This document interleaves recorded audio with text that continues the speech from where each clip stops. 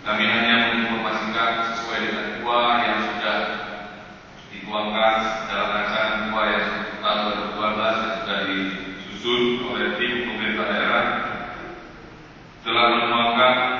target pendapatan daerah tahun 2012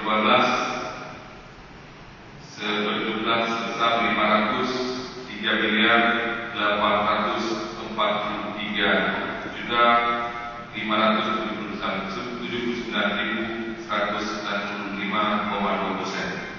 Target PAD yang direncanakan sebesar 29.331.104,20%. Kemudian target dari dana pengembangan sebesar 434.836.899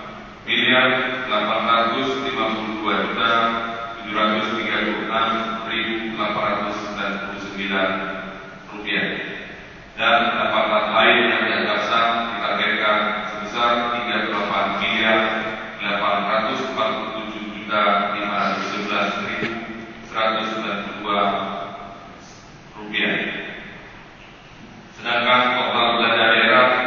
ini berjumlah 532.199.537,83 dan tentunya mengacu pada target pendapatan dan rencana belanja yang telah dituangkan ini menjadi sebuah dasar untuk melakukan pembahasan yang nantinya sesuai dengan prioritas kebijakan strategis pembangunan daerah tahun 2012, tentunya tetap mengacu pada prioritas yang telah kita laksanakan pada tahun sebelumnya. Yang pertama terkait dengan peningkatan pelaksanaan syariat Islam secara kafah,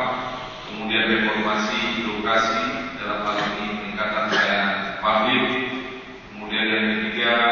percepatan pembangunan seluruh wilayah Kabupaten Aceh Barat melalui pembangunan infrastrukturnya, kemudian program pemberdayaan ekonomi rakyat serta program penanggulangan risiko bencana yang juga kita